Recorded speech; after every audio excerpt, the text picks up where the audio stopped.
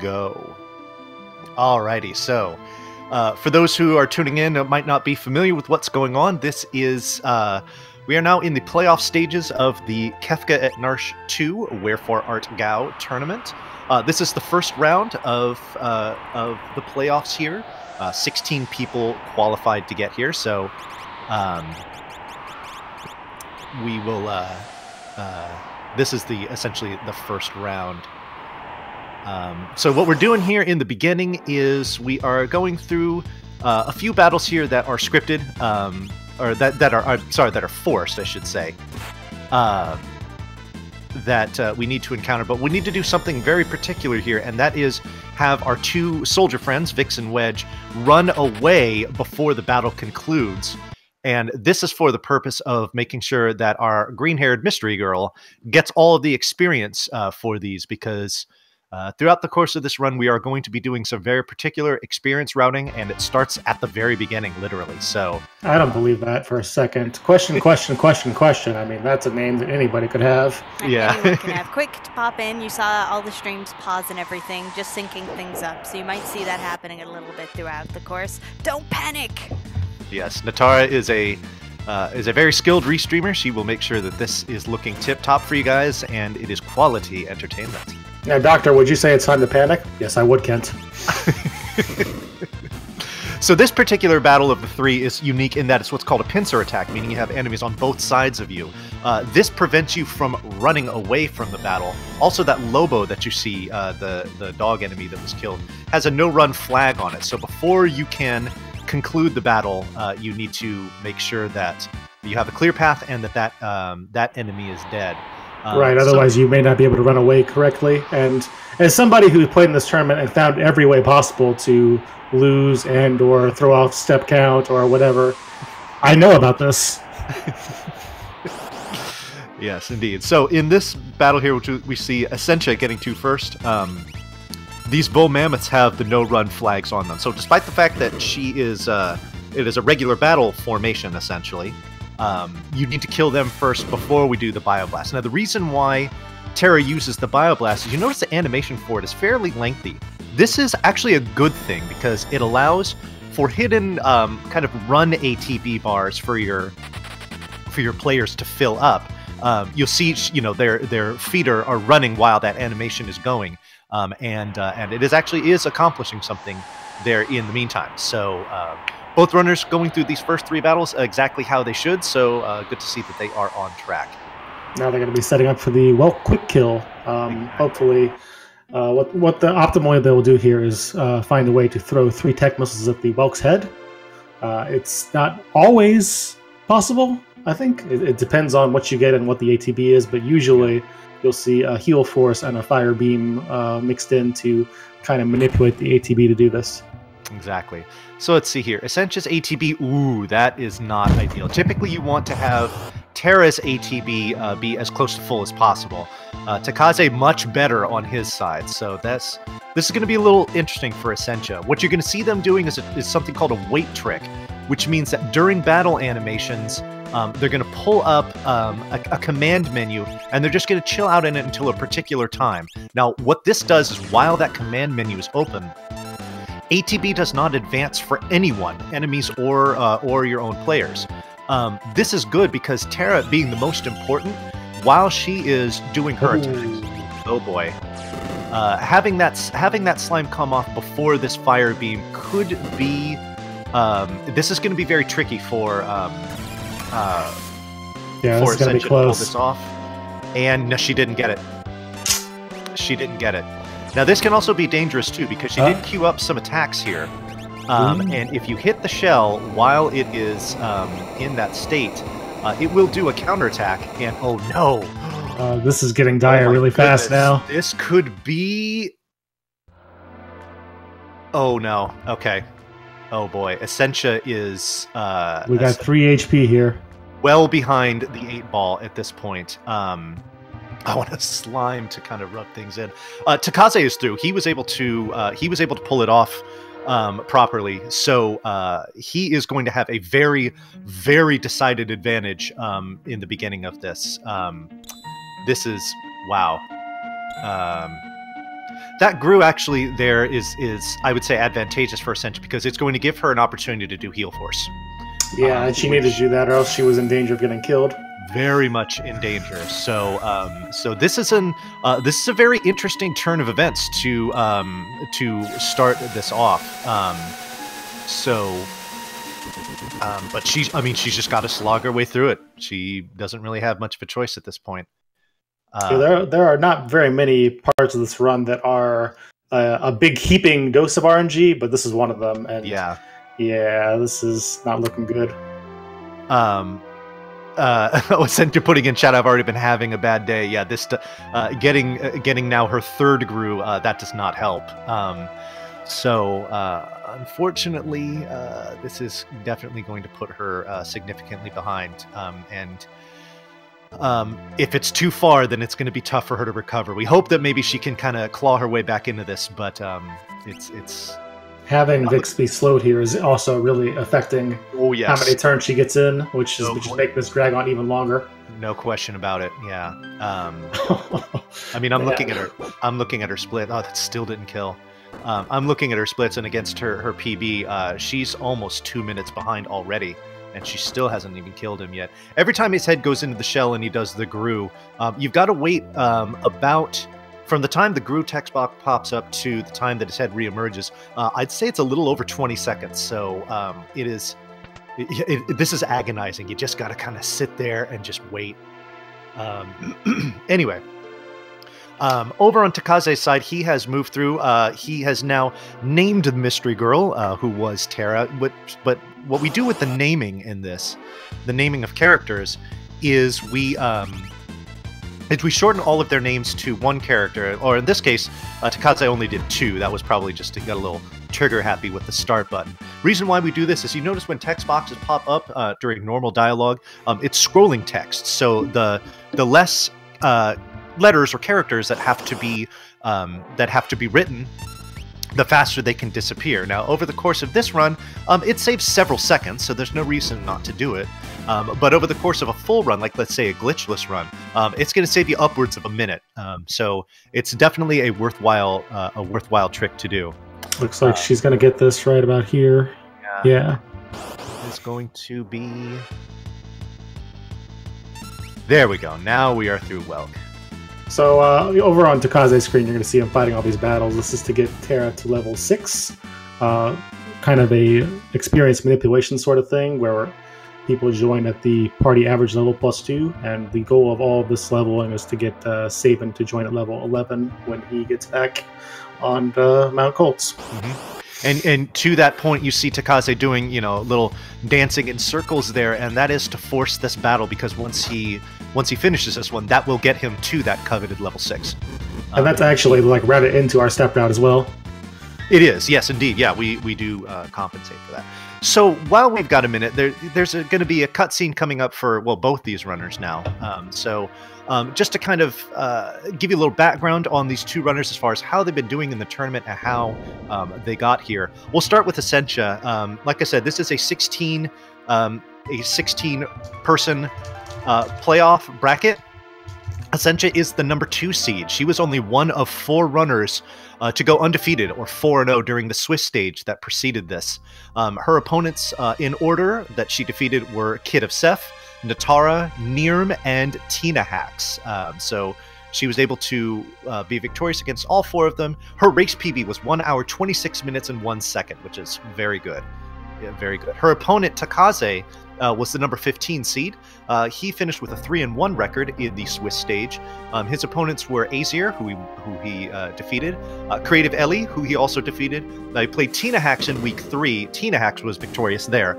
And then in week 4, Takaze beat Synth Pop is Back to go 3-1. His race PB is 1 hour, 27 minutes, and 1 second. So just 1 minute less. However, looking at his splits here, his PB just overall is 1 hour, 25 minutes, and 3 seconds. So if you're not familiar with either of these runners, both of them are very accomplished Final Fantasy VI runners. There's a reason why they have made it to the playoffs and done as well as they have, because they're very talented. And this is you're seeing it. You'll be seeing it on display here. Whoever wins this match is going to advance to the quarterfinals, where they will face the number 7 seed in the tournament, and that 7 seed is the Cove, who was victorious just a couple days ago against the number 10 seed, Holy Smith. So we're going to see now Essentia starting the experience gaining phase of her run. We see Takaze gaining everyone's favorite treasure hunter, Locke, and pretty soon he's going to be beginning a little mini kind of scenario involving some rather lovable creatures. Don't want to spoil anything. Oh yeah, you've got to have spoiler tags when it's like a 20-year-old game. Yes, exactly. I don't want to upset anyone. So as I discovered during my last commentary that I accidentally triggered a couple of times. So triggered chat, that is. So I will tread lightly now. Synth, one of Takaze's opponents, is here in chat, and he corrected me as far as just saying that he defeated him. But Synth actually was one of my opponents, and he did pretty well too. So it's we had a lot of really good runners here. In fact, there were quite a few really good runners who are very accomplished, very talented, and whatnot, that were not able to make the tournament. The playoffs, whether that be because of tiebreakers or just having a string of tough opponents in the Swiss stage, or just having some bad luck or bad RNG or whatnot. So it definitely eliminated some people that would have absolutely deserved to be here otherwise. Yeah, Swiss is quite random, actually. And yes. Turns out. And unfortunately, we had a couple of good runners just get RNG trolled in a couple races, and that was all it took. Yeah. Like, Wexel didn't make the top 16 either, so yeah, there were a lot of people left out. Yeah, I mean, just a couple that I was thinking of off the top of my head, like Wexel, Couch, the Sabin, a couple others, I'm sure, that aren't quite coming to mind. But and when you draw good opponents, too, I mean, yeah, that can happen pretty easily. Indeed. So Takaze has come to the end of this scenario here, where he's doing the Lobo Marshall fight. The objective here is to get through this fight as quickly as possible, but another objective is to take the gear off of Mog. Now, we can do this because he eventually, throughout the course of the run, would join your party as a playable character, so you can rip his equipment. And we do this specifically, we take the Mithril Pike and the Mithril Shield off of him. The Mithril Pike will eventually go on to Edgar later in the run, and then the Mithril Shield can go on to a couple of different characters. Some people will put it on Terra to go up Colts. Other people will wait and they will put it on Sabin during the Imperial camp, which will help give him some defense, not only during the Serpent Trench, but also in the fight with Kefka himself. So that's just a matter of preference, really. Some people don't even bother to take the shield off at all, especially if things aren't lining up properly in that battle. I was going to say, there's a shield in this. This guy has a shield. That's crazy. There are not very many route differences in Kefka at Narshe. It's more just kind of a couple of subtle, slight things that you might see here or there. Some runners prefer to, for instance, skip going into the returner's treasure room. Some runners go in there. It's just a matter of kind of what way you want to route things, and you don't have a lot of wiggle room, really.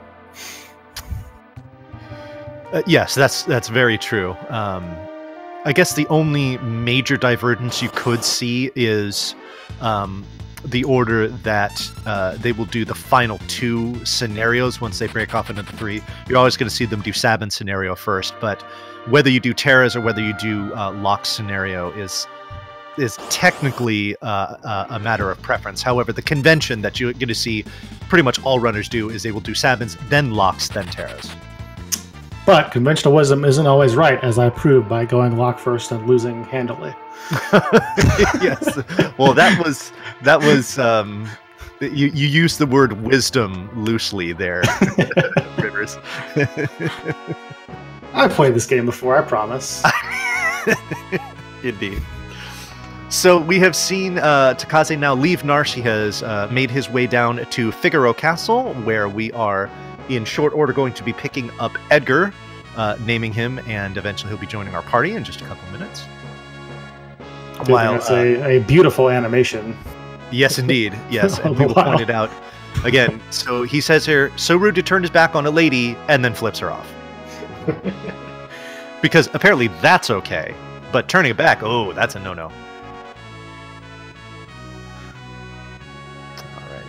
So Essentia, what we didn't mention when Takaze went through there, and you saw her kind of doing it just now, is you saw her walking by those kind of wolfman-looking mobs, and you do it at a very, very particular time, where they are in their animation where they're actually moving. If you move next to them while they're in that sprite where they're walking, you will not engage them for a battle. So we can, you'll see this again at the very end when we go to confront Kefka. You'll see we walk by these mobs at very particular times, and we will ideally encounter none of them.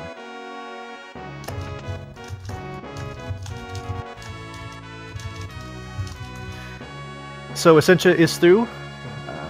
Finally, she's yeah. she's about what, on splits alone, about 320 behind. Looks like. Yeah. I mean, it's 3 minutes plus. I don't want to. I guess if you want to look at the bright side here, it's that at least none of her encounter route was thrown off at all. That's true. That is true. And I don't want to say that this lead is insurmountable. That for Essentia to come back, but. Again, with a runner the caliber of Takaze, it's going to be real tough for. I mean, Essentia is a fantastic Final Fantasy VI runner, and there's no question about that. So I have no doubt that the rest of this run, RNG willing, she'll be able to get through it quickly.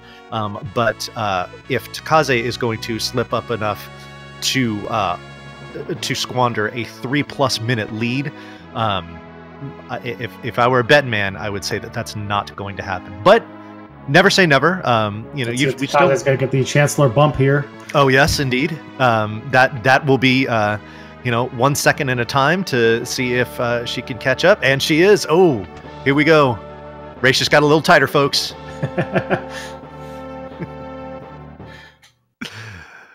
All Essentia has to do is make up that second, and like a lot more. Yes, indeed. Yeah. Yeah, so the question in chat was how did Essentia lose so much time?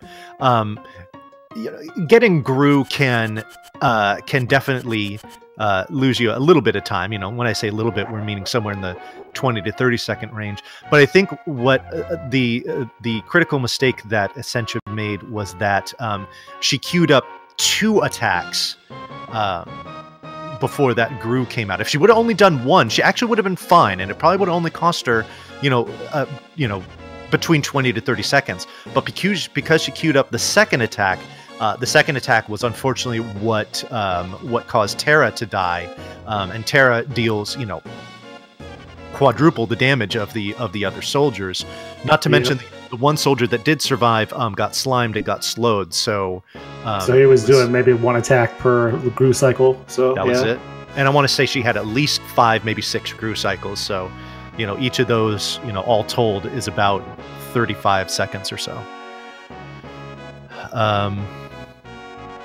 But like I was saying before, and Synth is backing me up here, there are definitely other RNG points where, despite your best efforts, you can wipe, or you can at least waste, over a minute, or have over a minute wasted for you is a better way of putting that.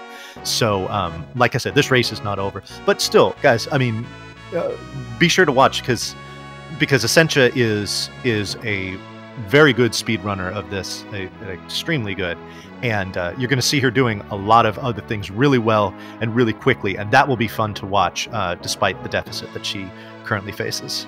Yeah, Essentia's one of the pioneers of this route, so to speak. I mean, she had yes. She was putting up times before most of you knew what Twitch was. Yeah. Unfortunately, she's behind, but you're still going to see a good play from her. Yeah. Speaking of Essentia and Pioneer, she is someone that has been instrumental in a lot of the in a lot of the events and whatnot that that you enjoy, namely RPG Limit Break, which is the channel that you're watching it on. But then there's also an annual event where folks get together for a week every year and nerd out spectacularly, and it's lots of fun. Essentia plays a huge part in that. And she actually had a run, I don't remember if it was at Limit Break or a GDQ, where she did a cooperative glitchless run of this game with Puexel. And there was a running gag throughout it for what is referred to as good taste and the Demon Chocobo, which is, for those who don't know, the Demon Chocobo is a background that you can put into your text boxes, where it's just a whole bunch of Chocobo faces, but you can change the colors so that he looks extreme. Yeah, and Natara is demonstrating there what the Demon Chocobo looks like. So imagine all of those faces behind all of your text boxes and menus. Yeah, it's not a lot of fun. So if you do go back into the archives and are able to find that, that is a very entertaining run to watch. Not only because Puexel and Essentia are, you know, some of the elite when it comes to this game, but also just the back and forth between you know, the menus there definitely added another layer of entertainment to that. And hey, Limit Break submissions are open, as Dougfist said. So if yes, indeed, you're an RPG, you want to join the fun out there in Utah this year, give it a submit. See what happens. Yeah. So right now, Takaze is on this Magitech armor fight. All we're going to do here is 2 shots of the auto crossbow from Edgar's tool command, and they'll go down. You see he also sprinkled in a steal from Locke. If you queue that up during the animation for, or the menu pop-up for the auto crossbow, doing it wastes you no time, and it might net you a potion, which could be useful later on. So you got nothing to lose there. Tara just parries. She doesn't have anything to do with that battle. If you were going to put the Mithril shield that you took from Mog onto her, that would be the place to do it. And I don't remember if I saw him do it, so he might be saving it for Sabin later. Yeah. So I mean, not a particularly close race right now, but you know, hopefully Takaze can at least switch over to the Chocobo background for us. Give us the means we desire. Are we? Is that a formal request, Rivers? Absolutely. Okay. Hey, Nirm did it in his run. I'm just saying the bar has been raised, and he won. So maybe there's something to be said for that. Maybe some might say the Chocobo gave him protection. You don't know. Indeed. You can't prove anything. Yeah, maybe Essentia should do it. Who knows? Alrighty. So speaking of Chocobo, Takaze is going to take a real quick ride over here to the cave to South Figaro. Now, in this, you've seen in all of the random encounters after you leave Narshe, they've been running away. This one, however, we are going to fight all of these encounters. Should be 3 of them throughout the course of this cave. And again, this is going to help us to beef up the experience that our characters have. So that we can get to the levels that we need to before we fight Vargas at the top of Mount Colts. So these fights are simple. Auto crossbows is going to one-shot everything pretty much all the time. We queue up a lock command to fight just in case, just for a little cleanup. But other than that, these are pretty quick. Yeah, E is gonna be the powerhouse for the next, I don't know, 20 minutes or so here. Essentially, yes. So with the auto crossbow, and then later he'll get Genji glove and be able to dual wield weapons. So yeah, he's the hoss here for sure. You're gonna see once Takaze gets out of this cave, he's going to be taking a very specific walking path on the overworld. There are little corners on the map that don't advance the threat counter at all, and kind of most of the walking in this game is designed around those on the overworld map.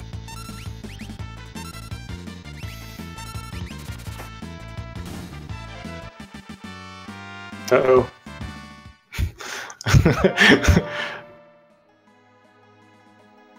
Alright, let's see here. So that was a little bit of a misstep there by Takaze. Oh, okay, yeah, he did kind of hesitate there, didn't he? Yep. So that not only is going to cost him a few seconds there for the hesitation, but it's also going to throw off his step route a little bit. It should not be by a prohibitive amount, but we will see. So now that he has... now that he's come in here, he's picked up a very important relic called the sprint shoes. And you may notice he's walking a lot faster now. That's what the sprint shoes do. We pick up 3 sets because we're going to put them on various characters throughout the run. Right now, we just stick them on Terra. Cyan and Sabin will get them eventually later on. And Locke, yeah. I'm sorry, and Locke too. Yes, he does. So... Takaze is going to be like very, very barely off route. I guess it doesn't matter that much this early. Yeah. As long as you're staying on the same screen with the encounters. Yeah. But you're really hoping just to make sure that you can keep the step route alive enough to where you don't get a second encounter before you get inside the returner's hideout. Yeah. So I by my count, just looking at where he got that encounter, I'd say he's about 3 or 4 steps behind. You can actually make up a step here when you exit, when you go outside from this room that he's currently in. So he should be fine. He's going to take a little detour here because he is going to pick up a relic called the Atlas Armlet. We're going to toss that onto Edgar eventually. And what that's going to do is it's going to raise his attack power a little bit, which is going to allow him to do more damage with the auto crossbow, which is rather important for being able to one-shot enemies. Yeah, so Vani, when you were playing this game casually, did you know that Atlas Armlet existed? I don't think I did. Because I sure didn't before I started watching the speedruns. Yeah. I was like, what? Wait, there's a path over there? You can just go there? Okay, so this is actually a pretty important battle for the experience routing, and he got a preemptive, which is very useful. So what he's going to do is a few things. First of all, he's going to cast fire on the Tusker, use the auto crossbow to wipe out everything else. And wow, he accomplished a whole bunch of stuff there. All right, let's run this back. He cast fire on the Tusker, used the auto crossbow to win the battle. He also did 2 other very important things. The first was he took the Mithril Blade off of Edgar and put the Mithril Pike on instead. That was what we got from Mog, so that's going to increase his damage output. He then took the Mithril Blade that Edgar removed and put it onto Locke, which is going to increase his damage output. And then on top of that, you notice he got just Locke to run away. And the reason why we want just him out of there is because he's a little bit ahead of the curve when it comes to the experience that he has. So if he runs away from one battle and it distributes a little more to Edgar and Terra, it's going to allow us to get to the levels we need to as soon as possible. And to be specific, we want Edgar at level 10, Locke at level 9, and Terra at level 8. Takaze decided that having the Atlas Armlet on was a good idea. Interesting. Yep. Probably notice, hey, what's with these damage numbers? What's with these rolls, guys? Yeah. Well, yeah, and while he's in the normally you see people as soon as they pick it up, they equip it. There's no reason not to. And then ideally, you don't really have to do that much more in the way of menuing. After that, you might see, hopefully we don't here, but you might see these kind of plant-looking enemies called Trilliums. They have an attack called Bane Touch, which inflicts poison on whoever it hits. So poison is definitely bad. You want to use the antidote spell that Terra has learned to remove that status effect. And that's just a menu that you have to get into, and it does cost you time. It also costs you magic points too. You don't want that to happen too much because you're going to need a decent amount of magic points for the Vargas boss fight, which Takaze will be getting to in probably about a minute or so. Oh, here's that Bane Touch. Yeah, when you antidote, you actually come out into the Vargas fight with at least 16 MP for 4 fires. Yeah. That's the optimal way to do it. So a quick little detour here, just kind of glancing at the timer. That costs him, about 4 or 5 seconds to do. So, yeah.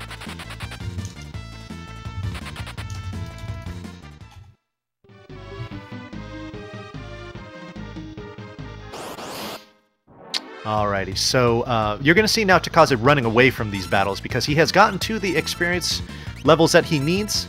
No, he's actually going to auto crossbow here. Did he not get the levels he needed? Oh, he didn't. Okay, he must have run from one previously then. Yeah, running is kind of at your discretion, but if you get preemptives, you're probably best off running from those. Yeah, that might have been what had happened. So one more battle. This one he is going to run from. Oh no, another Bane touch. That's going to waste a little more time.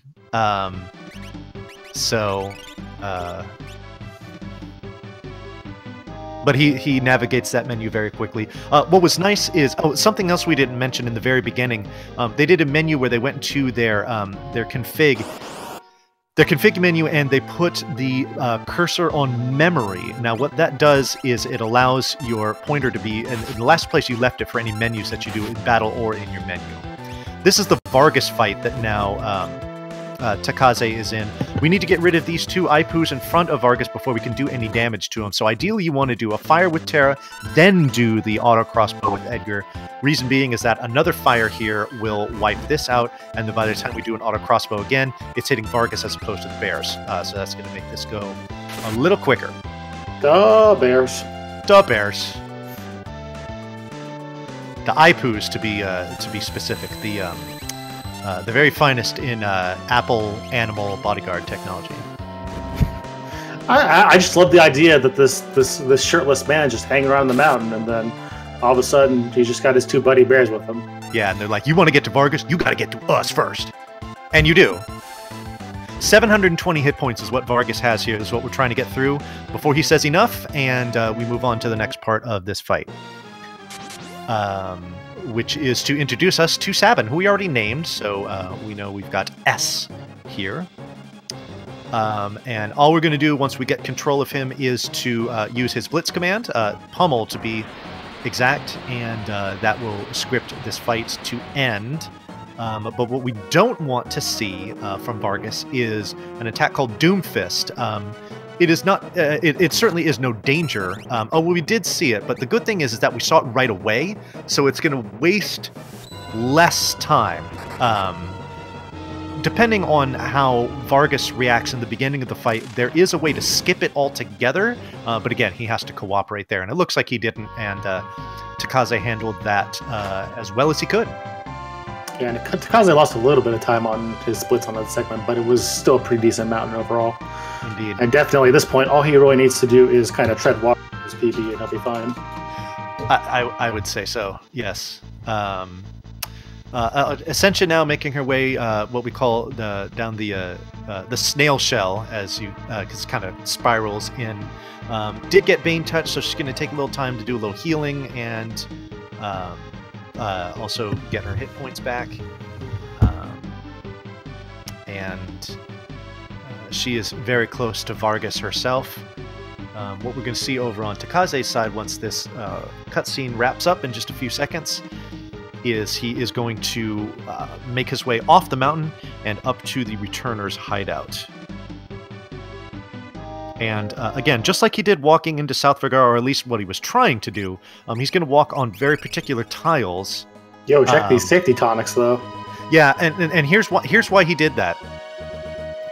Terra was at very low HP coming out of that Vargas fight. You're going to get into at least one, maybe two encounters here. I think he won't get in the second one. Terra with the block. Nice. If any of your characters wipe specifically, and Terra was his concern there, when you get to the battles on the Leet River and then ultimately with Ultros, she will still stay dead even though you get a full heal. All right, let's see the soft lock. Let's see the soft lock. Yeah, if there is a soft lock, then that is going to swing this drastically. There will not be one, though. What Rivers was referring to there is that Returner that was walking around on the other side of the table can kind of, wander in front of where that Returner was leading Edgar there. And if he does and blocks the way, it does not allow that cutscene to advance. And essentially, it soft locks the game, and you've just got to reset. Yeah, not what you want to see in a in a Kefka Narshe tournament race. Although I think we've seen it twice so far. Yes, we have. Yeah, and it's not fun. Looking on Essentia's side, however, it looks like she is going to be saving some time, at least against her PB, on this split. So, you know, I mean, she's still putting up a good fight. Her run has been pretty good post-Welk, so... Oh, she's playing lights out right now. It's just that she's got such a deficit she wouldn't know it right now.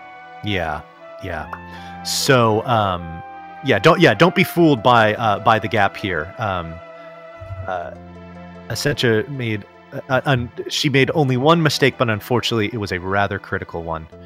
But you know, I mean, she's still playing really well despite that. So, yeah. So right now, what Takaze is doing is she's talking to friends. Are we going for the frames? Are we going for the frames? Yeah, okay, we're going for the frames. So what eventually Takaze is going to do here is going to be okay, and now he's doing it. He's going to go up into this little treasure room here, and he's going to grab 4 items. He's going to grab the Air Lancet. Oh, I'm sorry. He's going to grab 5 items. He's going to get Genji Glove from the Returner there. He's also going to get a Phoenix Down, a True Knight, and an Antidote. These will all be used at various points throughout the run. What he's doing here, though, in getting that Genji Glove early is it saves a fraction of a second as opposed to having it be done during the cutscene, which is going to be starting here in just a moment. We trigger this cutscene by going outside and telling Bannon no 3 times in a row. So, those 8 frames, though. Those 8 frames, though. Yeah. You know, I mean, he knows he's got a big lead on Essentia, but he doesn't want to take anything for granted. That's for sure. Got to make sure you grab those 8 frames. Most important 8 frames in the game. Exactly. Essentia, unfortunately, getting a back attack here. That's just going to make her ATB take a little longer for it to fill up. That's going to cost her a few seconds. Let's see here. Oh, she did a little wonkiness there. Is she going to get the encounter? No. Okay, she was fine. She was enough steps ahead. Yeah, Takaze might not actually know how far ahead he is. So that is a good point that Natara raises. He may not be actually watching the race or anything. That's true. Well, let's see here. I want to just take a peek. Nothing has been said in the IRC in the race channel, so yeah, he very well could not know. Now, what he is about to do here is set up something in particular. First, he's going to do a menu. He's going to change some roads, equip some relics, and then he's going to save and reset. So you see a couple resets here, and basically what we're doing is we're manipulating the seeds and the NPC movement here, which is why we're going to be waiting for this guy to walk on a particular step. Mm-hmm. And by doing this, we can avoid every random encounter on the river, right? Which is a buttload of time saving compared to just kind of chancing it or whatever. I mean, this is like a good 2.5 minutes here. Yeah. So that whole exercise took probably somewhere in the neighborhood of about, I'd say high 20s, maybe low 30s in seconds. But I mean, you could potentially get up to 7 extra encounters on this river, which that's multiple minutes that you would have to contend with there. So, on the average, the net result here is always a very, very favorable one. And now Takaze's Bannon looks like a baller. Yeah, exactly. He's got on his stunner shades. He's balling out. Just gonna stay a little extra in this pterodon battle so you guys can check it out. Oh yeah, then get out. Yeah, leaving. There you go. All right, Bannon's out of here. He's too cool for this pterodon battle. Speaking of this pterodon, I was gonna say he's trying to prepare for his more important encounter coming up. Yes, indeed. Speaking, don't you have other things to do? Yeah. Right. Listen. Yeah, we're just gonna shoo the restreamer out of here. No big deal. So he fought that pterodon battle, and you saw he had everyone but Edgar run away. What that did is it moved Edgar from level 10 to level 11, which is going to give him a noticeable boost in his damage output, which is going to be important in just a few seconds here for a boss battle that he has against everyone's, and by everyone's I mean Natara's favorite octopus, Ultros. I think that means it's everybody's. Definitely a way better octopus than Octoman. Oh, there's absolutely no question about that. Yes.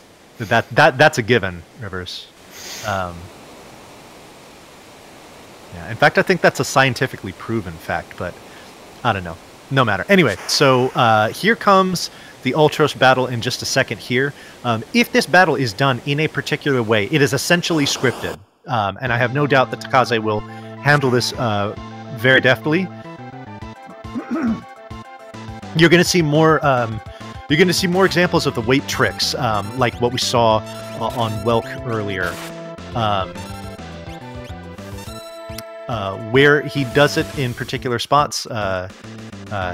It's a bit of preference, but usually that attack there from Edgar gets weight tricked. We're going to see an aura bolt from Sabin get weight tricked in just a second here as well.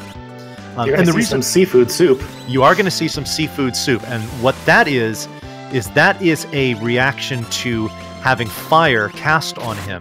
What would normally happen there if you didn't do that is a scripted attack that comes from Ultros, where he says, what does he say? Delicious morsel. And he does a very strong attack to Terra, which can usually wipe her. After that, there's another one where he does it to Sabin, and then there's a third one where he does it to the full party, which has a chance of wiping Bannon and therefore your run.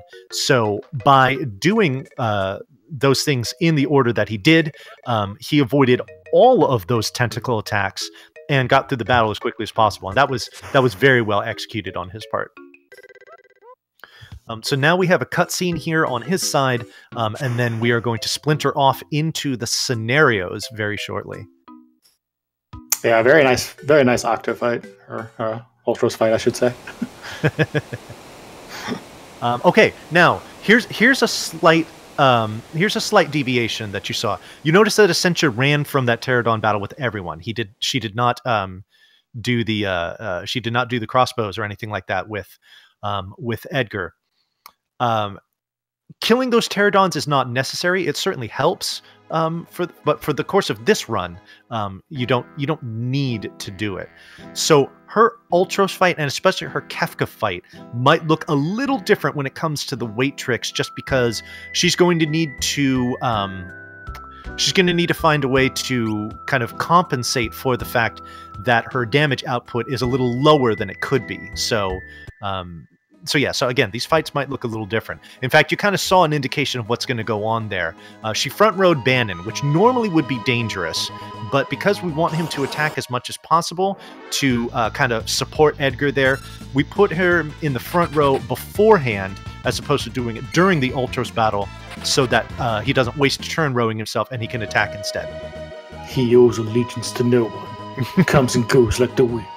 Does whatever for money. Blah, blah, blah. We're not going to rename him. No.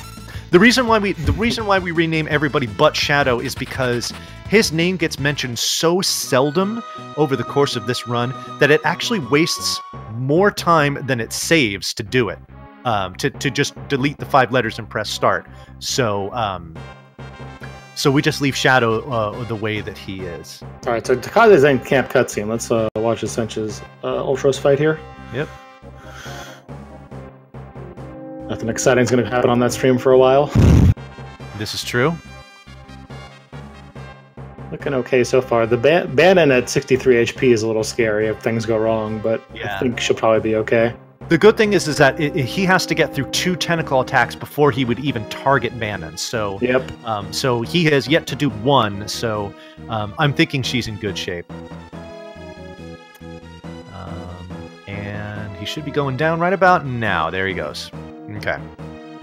So, saving more time against her PB, another 15 seconds to be exact. So, clawing back into this as best she can. Yeah, she's cut the lead from about 330 at the very start to maybe like 250 now. So yeah. She's been playing well. She definitely has. There's no question. And we're only about halfway through this run at this point, so there's still plenty of time and plenty of things that can happen.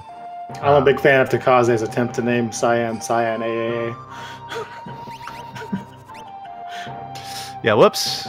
You want to be mashing the B button there as opposed to the A button. So that You see him go into the menu here and lower the battle speed to 1. This is just because the fastest way to win this little fight against the leader is to go into the retort and have the leader attack you as quickly as possible. So you actually want him, for once, to be fast. Yes.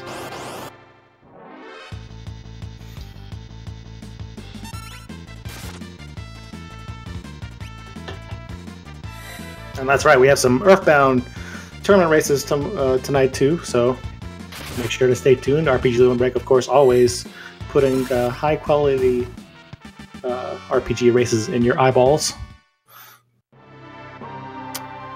This is a fact, Rivers. I already speak facts, man. Only speak facts.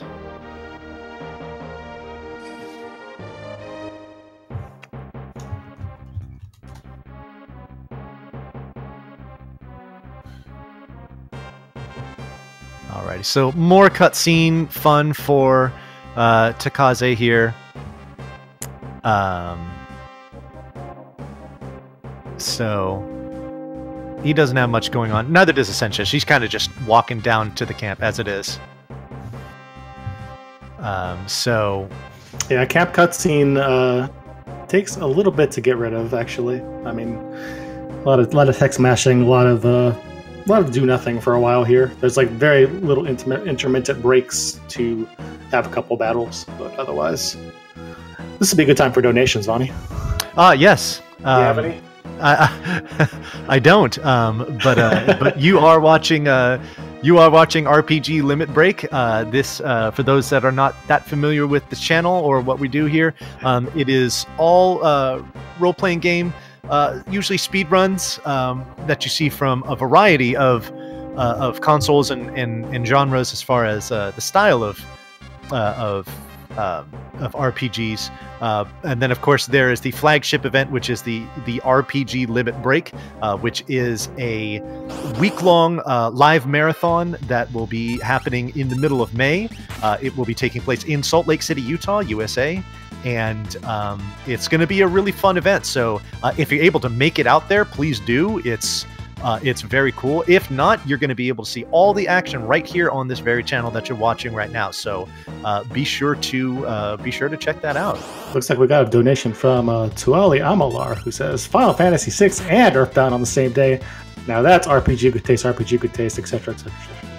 Yes, yes. Thank you very much for the subscription. Absolutely. Thank you, Tawali. All right. Quick menu here from Takaze. He's going to re-up that battle speed. He is going to put Sabin in the front row. And then in this order, he is going to strip Shadow of all his gear and put only his weapon on him. And then he is going to optimize the equipment for Sabin, which will do two things. First of all, it's going to put that Mithril Shield that we got from Mog on him. And the second is that it's going to put Ninja Gear on him, which we just took off of Shadow. The big benefit to the Ninja Gear is that it increases Sabin's speed slightly, so it'll make his ATB bar fill up a little faster, which helps for going fast. And it's especially important in this category for the Kefka fight. Yeah, you'll see the Air Lancet that we picked up in the Returner's Cave just got hucked at that general's face, which one-shots him, which is always good. Docklight1, we have a Twitch Prime subscription from him for RPGLB. Thank you very much for the support. We really appreciate it. So at this point, Kefka has poisoned the water, so to speak, and you're just going to see everybody from Doma decide that they're very tired. It's been a long night. It's been a long time watching this castle. Exactly. Maybe it's time to just take a nap. Yeah.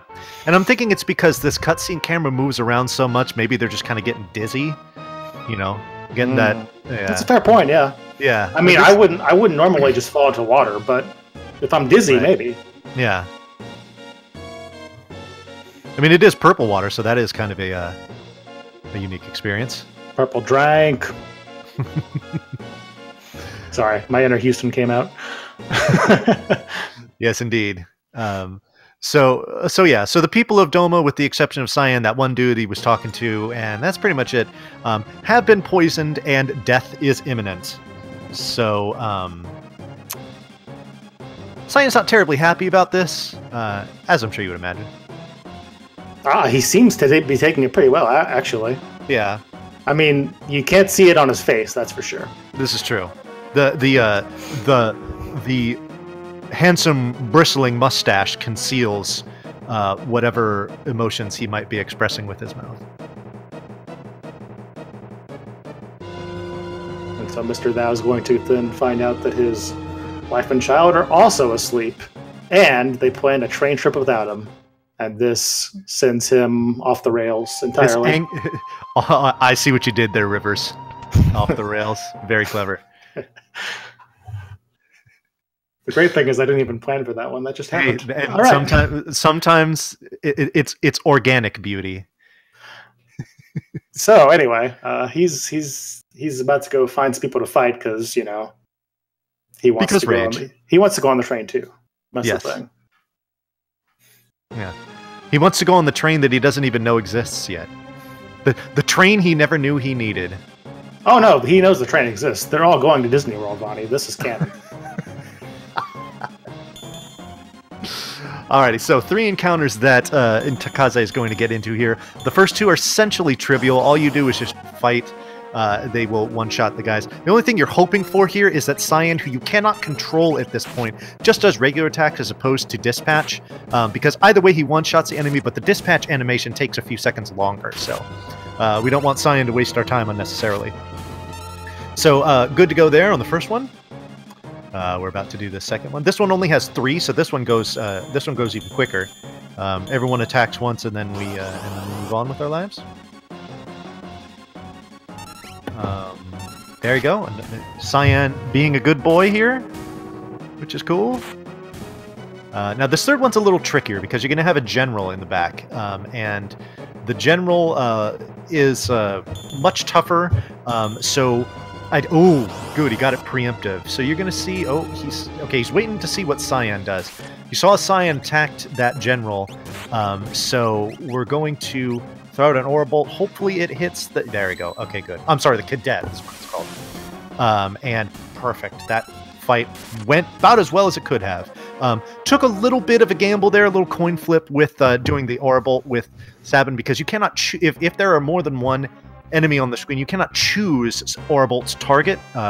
Sabin does that for you. So if it would have hit the grunt up front, it would have made taking out the cadet a little bit longer. But Sabin cooperated, and he got through that really well, actually.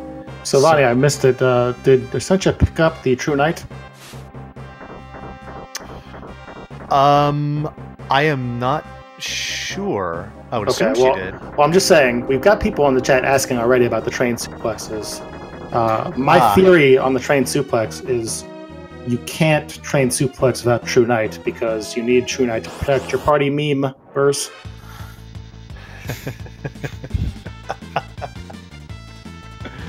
Indeed. So for those of you who do not know what we're talking about, you're going to say, oh, speaking of meme, it looks like Takaze is setting up Rainbow Bem, so, or Rainbow Bem. So you get that, so hopefully that tickles your meme fancy. He did get a back attack there. That is going to cost him a little bit of time, but no matter. My favorite memes are the ones I don't know about. There you go. There you go. So for those who might also not know about this, you have 3 attacks here that you can do with these Magitech armors. There's Fire Beam, Ice Beam, and Bolt Beam.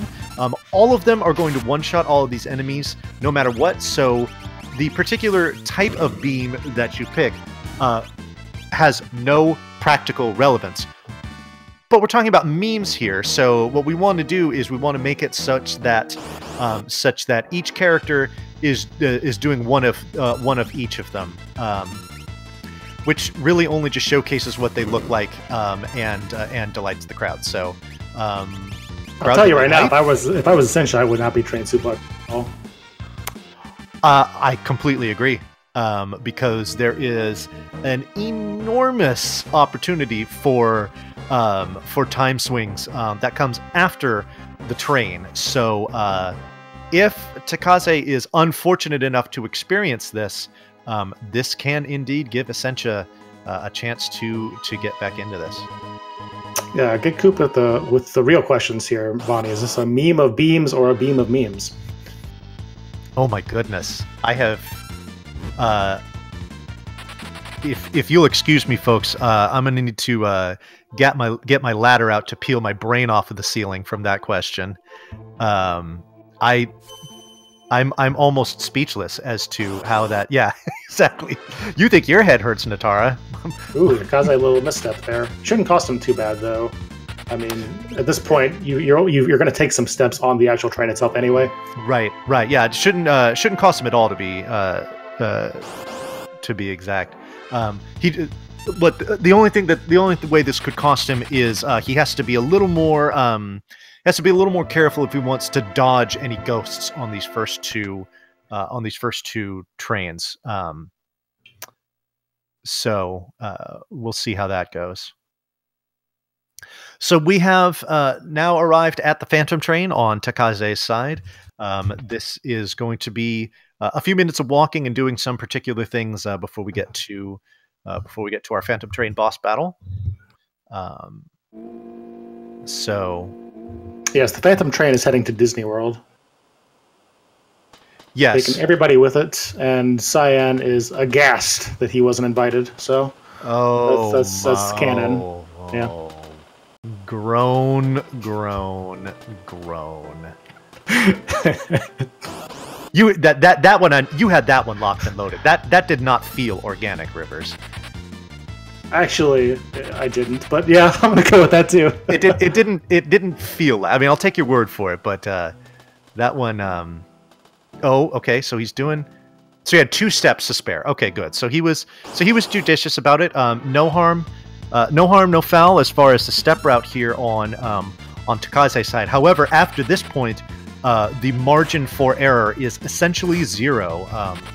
And so here's what's important. If Takaze getting a nice preemptive here, this is going to help. What needs to happen here is that he stays fully on step route throughout this train.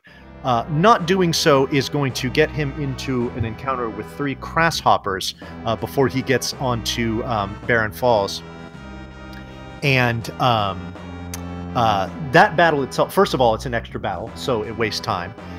Second of all, that battle will also reappear on the Veldt, where you would be in the spot where you would be ready to go and get Gao. And what makes that even worse is because of those,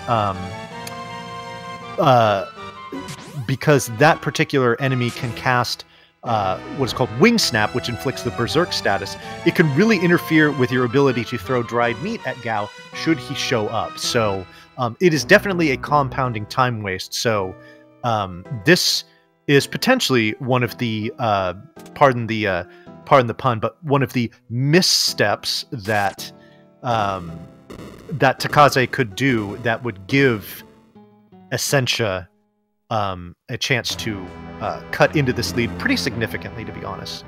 I'm a big fan of this very convenient switch in this train that happens to open the door and also get rid of the other train cars.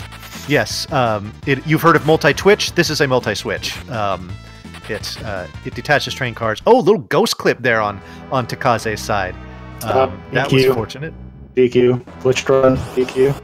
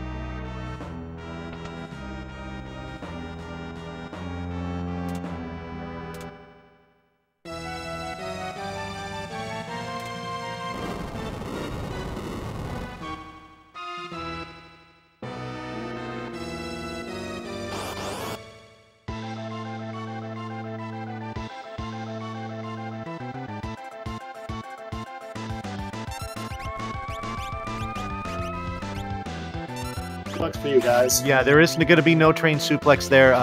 Even if he wanted to do that, and here's the thing. We saw plenty of that in the in the Swiss stage. You're probably going to see it much more seldom at this stage, just because the caliber of runners is so good that definitely doing while the Trainplex is a crowd pleaser, it's also a time waster. And these guys aren't doing these races to delight you with memes; they're doing these races to win. So everybody who was delighting you with memes has already gone from the tournament. Yeah, so please do not assail these poor runners. If there is a lack of chuplexes.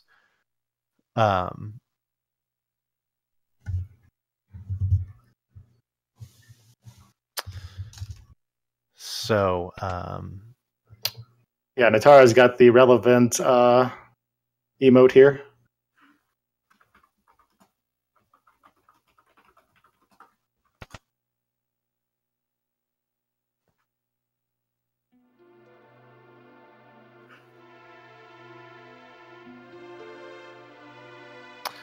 Yeah, that is quite a fantastic emote there that Natara is tossing up. Who is that? Who's that from, by the way? Someone's about to get a shout out. The Sabin, of course. Yes. So the bad news here is that Cyan does defeat the train. However, his family wants to go to Disney World without him. So, yep. Please press F to pay respect for Cyan's Disney World trip. Yeah. And be sure to get the exclusive popcorn buckets while you're there. Oh, it appears that Essentia has indeed misstepped here. You're supposed to get this bomb encounter here at the bottom of this ladder, but she got it 2 steps before, which means we are going to be seeing Grasshoppers on her side, which is again the collective time waste from that can be in excess of a minute. So that is that unfortunately might despite what can happen to her Takaze, that could unfortunately be the nail in her coffin when it comes to this race. She's now off. Not necessarily. I don't want to say anything for sure, but it certainly doesn't help. There's no question about that. All right, so we're going to see over here on Takaze's side, he is going to strip Cyan of all his gear, with the exception of the sword, and we're going to make our way up to the falls. We're going to get to the edge of the cliff here. Shadow's going to nope his way right out of this, and it's going to be Sabin and Cyan going forward. Oh, here we go. There you go. You got your train suplex. Very good, folks. I think that, to me, and while that is great to see because memes, I unfortunately think that means that Essentia is, I don't want to say admitting defeat, but kind of realizing that it's it's very likely at this point. It looks like Essentia is the people's runner, though. So that's more important than winning this race. Indeed. Alrighty. So what Takaze's doing is he's setting up a glitch here. You notice he's been wailing away on Cyan a little bit. Oh, and he gets into critical. That's gonna waste him a little time. So what he's doing is he's setting up kind of a light version of the Psycho Cyan glitch. I'll let it play out, and then we'll kind of explain it on the back end. Using the True Knight. Look at that. Yeah, don't read too much into what's happened right now so far, because the next section of the game is the big RNG swing. Indeed.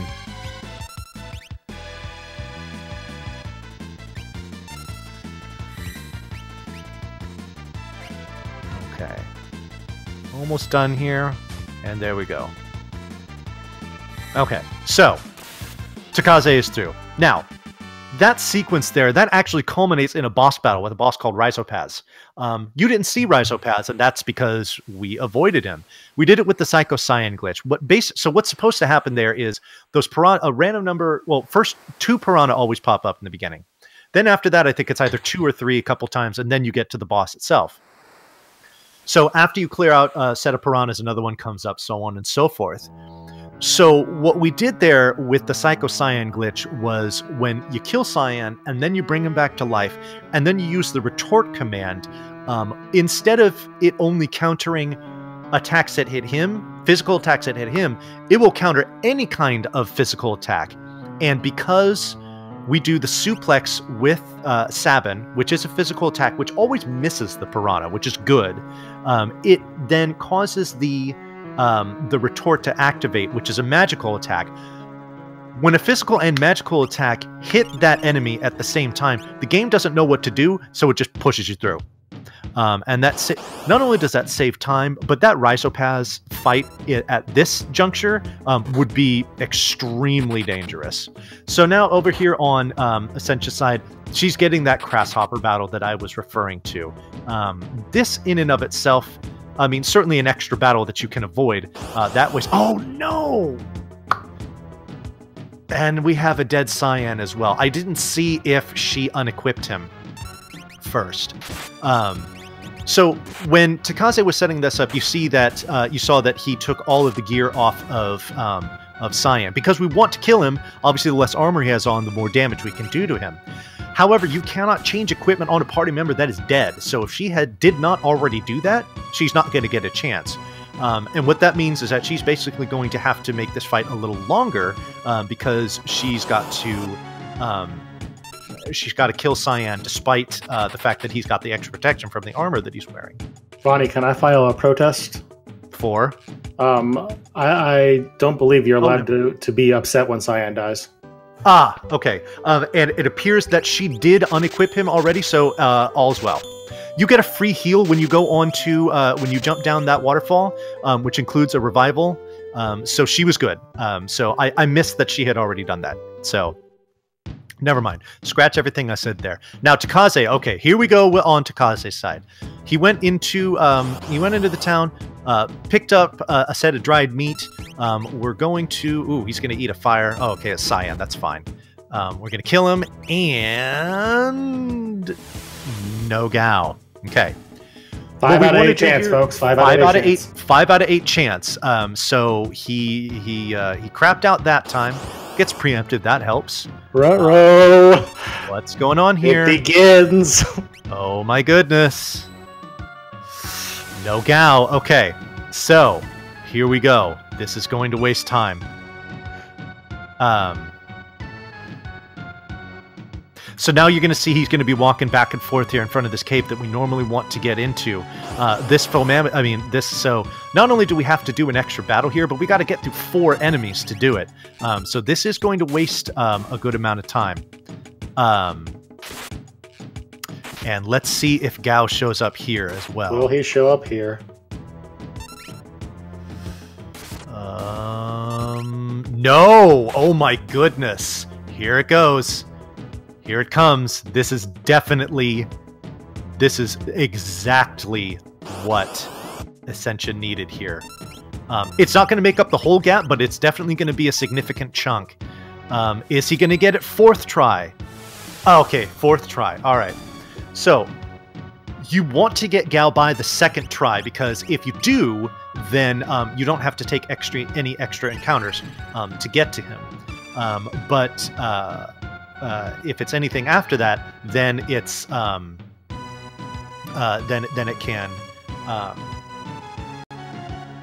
it can definitely waste a considerable amount of time. So that wasn't the whole deficit that Essentia needed, but that's a big chunk of it if she can get Gao early.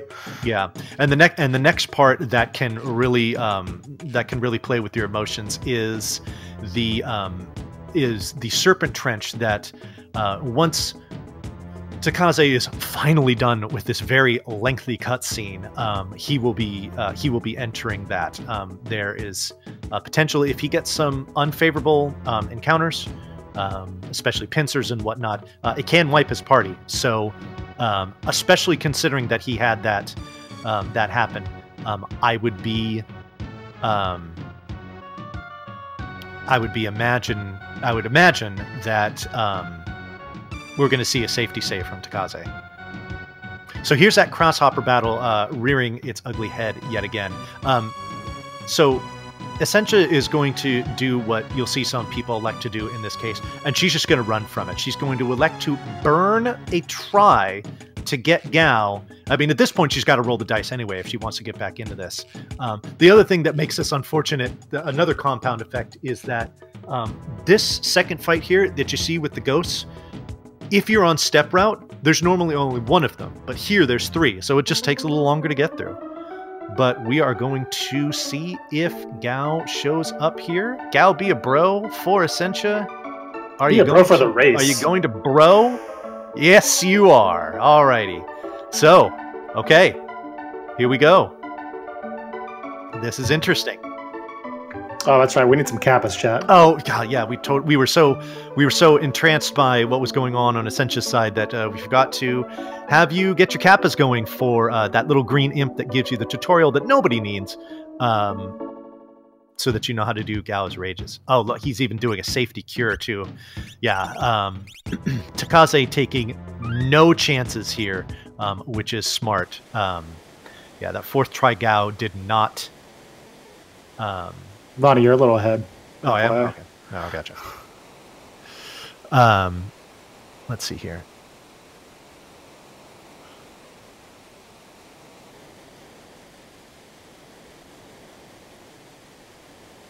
Okay, that should help, hopefully. So yeah, this race now comes down to 3 men wearing 1 diving helmet, because that's Indeed. normal. Yes. A helmet that was given to them by a stranger who is a child. Naturally. Nothing weird here. I think what helps, and you kind of saw it there with the way that their sprites were. Want to point out that all three of these male characters here have ponytails. So I'm thinking maybe that has something to do with how they're able to pull off some of this magic, because, you know, ponytail. Oh, they got a good shot of him there.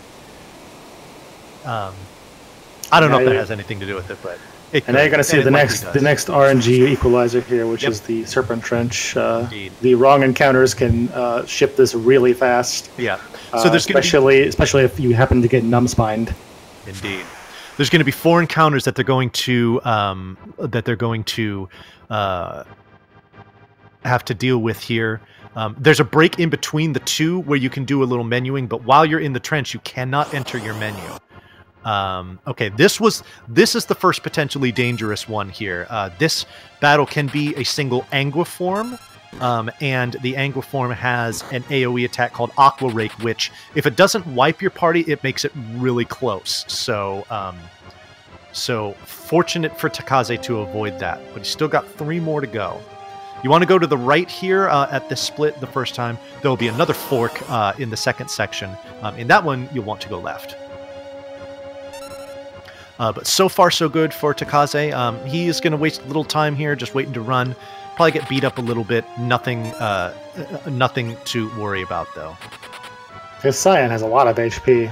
Cyan's actually getting a little lower on HP, so you might see if he gets hit one or two more times that he might elect to commit cyanicide and just say, "Hey, a dead Cyan actually makes us faster," which is true. Above 0 HP is too much HP for Cyan. Yes. Thank you for editorializing there, Rivers. It's important. Yes, it's important that the people know that Cyan sucks. Let me rephrase it. It's important for the people to know that you think that Cyan sucks. But you're not wrong. Anyway, so one more battle here for Takaze.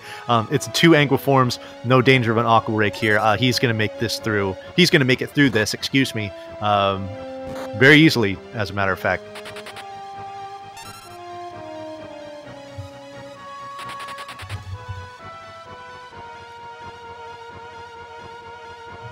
So yeah, that was actually a really good trench for Takaze. Yeah. So that unfortunately for Essentia, is not going to be anything that will contribute to a potential comeback here. But this helps though, getting a side attack, running from that very quickly. So what we're going to see Takaze do here is buy a whole big bunch of smoke bombs. And that right there is exactly why we do this scenario first. He also picks up a mithril pike there from the weapon salesman. Oh god, no, and a pincer here for Essentia. That is definitely going to be a waste of time. What makes this difficult is a couple things. First of all, is that you got to clear your way out. But even these regular attacks, you got to do a couple of them to get out. Let's see if she manages to kill Cyan in the chaos. And okay, she gets out of that quickly. For a pincer there, she actually dealt with that fairly quickly. So that was good. Takaze kind of took a little nap there. Didn't move his Moogle for a few seconds. I wonder if he was typing something somewhere, maybe. Not in IRC. Anyway, all right. But I mean, he still has a decided advantage here. All right, so real quick. Probably RNG Manip. Yep, there you go. Put the sprint shoes here, and we're going to see a massive skip here in this scenario. Where he's going to go into his menu, walk through that guard, and just get on out of here. Celeste who?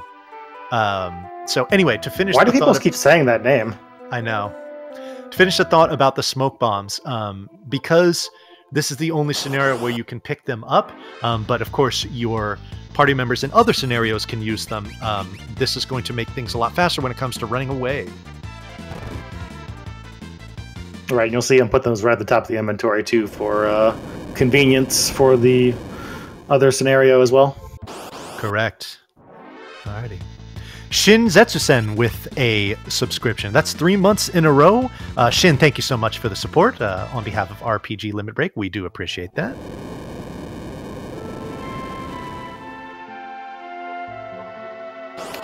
Looks like Takaze also forgot to split for his 7 scenario, so we're not going to have a good indicator of how close these guys are, but I'm guessing it's still at least 2 minutes. Indeed.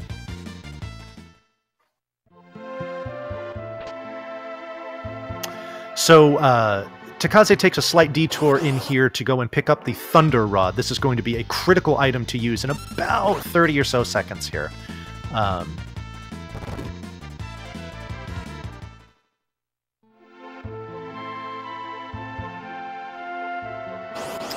you can actually pick up that chest a little bit earlier, but it has something different in it, and of course, you do not want that thing, whereas you want the Thunder Rod very much. Indeed, very much so. Shinbreaker7 with the subscription. That is 16 months in a row for Shin. Thank you so much on behalf of RPG Limit Break. We do appreciate the support.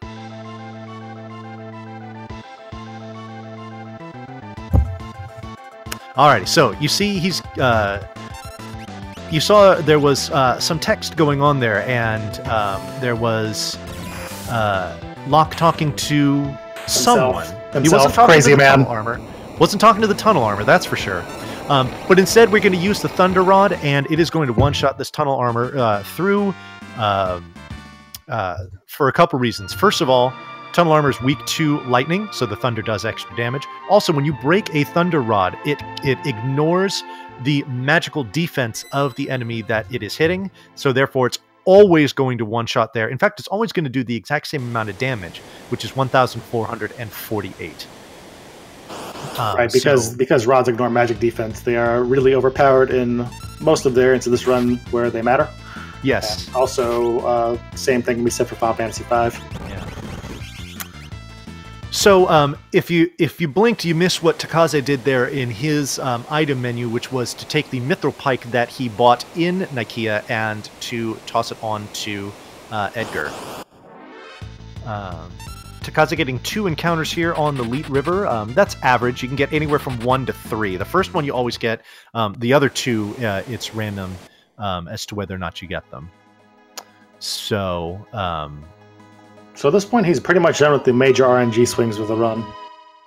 With one exception, and that's going to be the very final confrontation of this run with Kefka.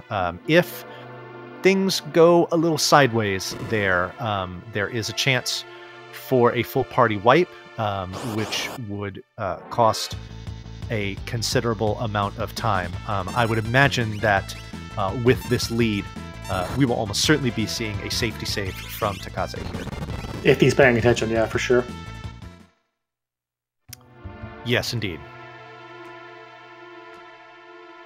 Which he should. I mean, this is RPG Limit Break. You gotta watch this channel, right? Yes, Franzel. We are saying there's a chance. I don't recall saying that. But unfortunately, that's Essentia's last chance for anything. And even with this lead, well, we'll see here. 1926. So the lead right now is just under 2 minutes, which is actually right about the amount of time that it would cost you if you do a wipe there to Kefka. So that's her final. That's really her only hope at this point is for what happens there. So.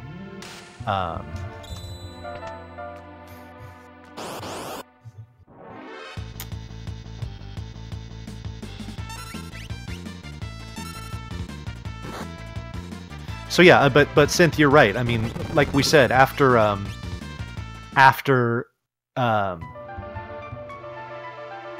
her mishap at Welk, the gap was about 3.5 minutes, and right now it's a little under 2 minutes. So, I mean, that speaks to how well to the caliber of her play. To the caliber of her play, how well she navigates this category and this game. So, yeah, I mean, she's been running really well. It's just, again, that one mistake. So, so right now, so they're both on the same scenario now. What we're seeing them do is just using smoke bombs as liberally as possible, just getting through these battles, trying to get to the end of this scenario as soon as they can, and then we're going to see a lengthy amount of cutscenes, and then they'll be good. They'll be good to go and get Kefka.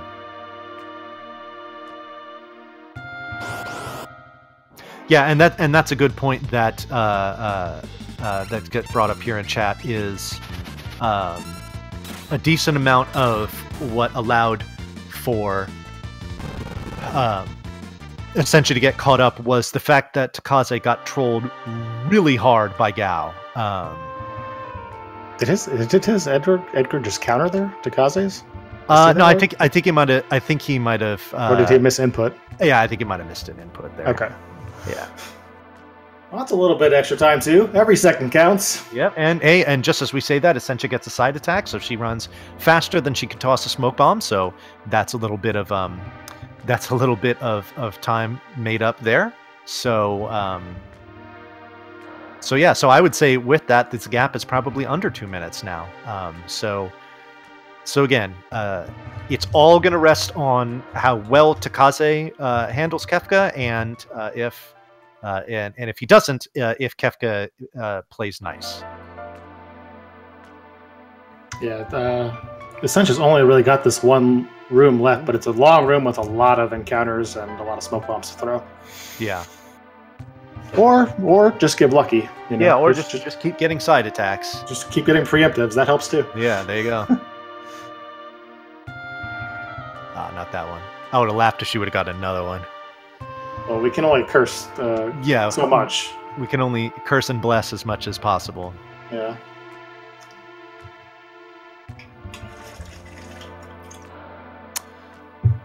Alrighty.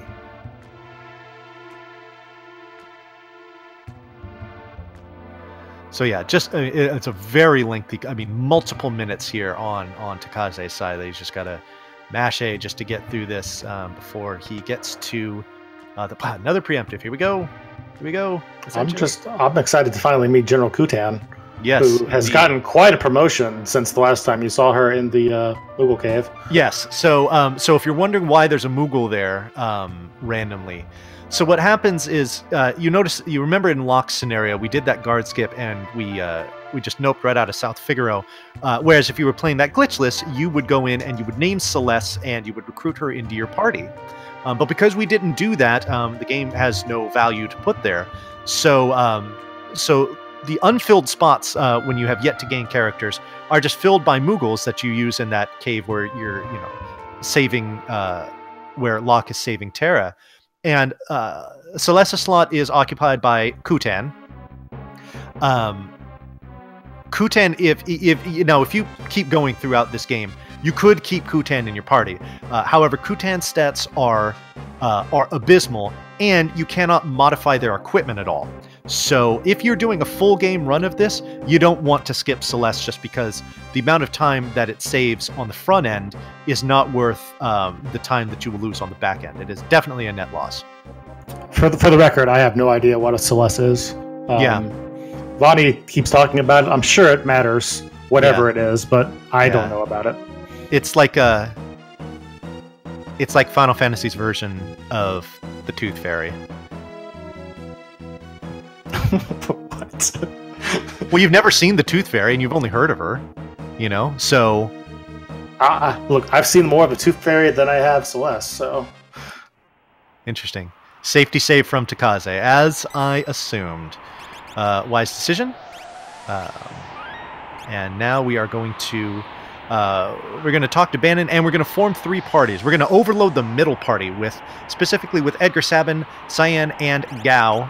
And this is going to be our attack party that will go up and will confront Kefka. Yeah, this is the strike team here. Strike team, yes. Strike team Alpha is going to have to negotiate these brown and green soldiers that are about to come up on the screen.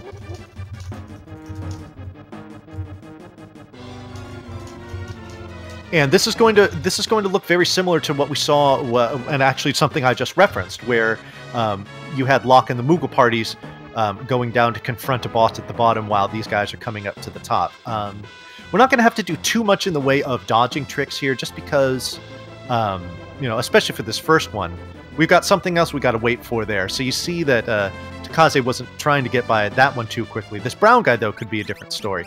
Real quick menu to put Sabin in the back row. I think that's probably a good idea, just in case some He's got a big lead, yeah. I mean, you might as well play it as safe as you can. Yeah, exactly. Alrighty, so here comes the Kefka fight. What's critical here, and it looks like he's got the good ATB for... Oh, no, he doesn't. I'm sorry, he had on the bottom row. So we're going to wait trick Sabin's first Aura Bolt, and perhaps his second, just to give us a little bit of extra safety here, so that Kefka doesn't get too many turns.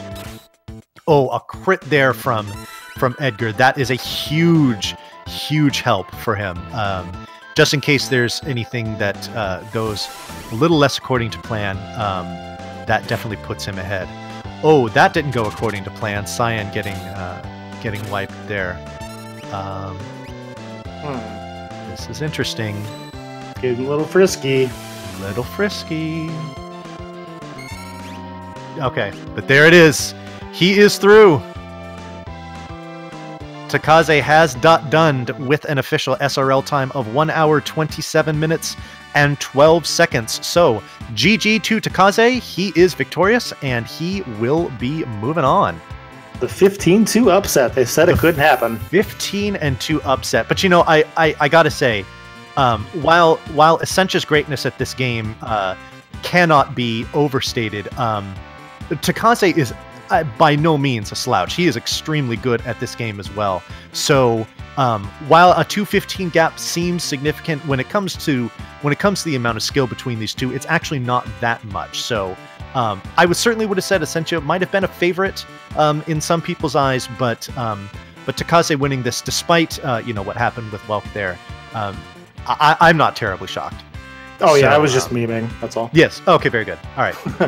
So I said all that. Everybody in this tournament has left is really good at this point. It's just a matter of how the game wants to play it, and your basic skill levels and whatnot. Indeed. So, what will Essentia do here? Will she be able to finish this fight easily? Everything looks good so far. Poison on Gao isn't going to be too dangerous. Again, she's got to do this fight a little differently because, like we said before, she only has a level 10 Edgar, so things might be a little different. We shall see. She also did not safety save, so... Oh, okay. Third attack is just a regular attack. Oh, and look at Sabin being a bro, using his True Knight to guard Gao so that he doesn't die. Essentia is done. She has clocked in with an official SRL time of 1 hour, 29 minutes, and 3 seconds. So GG to Essentia for hanging in there despite some really bad fortune on Welk at the beginning and getting through. But this does unfortunately mean that Essentia, our 2 seed, has been eliminated. And Takaze will be moving on. He will face the Cove, the number 7 seed, in the quarterfinals. And those should be taking place beginning next week. So let me just kind of give a quick rundown of where we're at so far when it comes to the tournament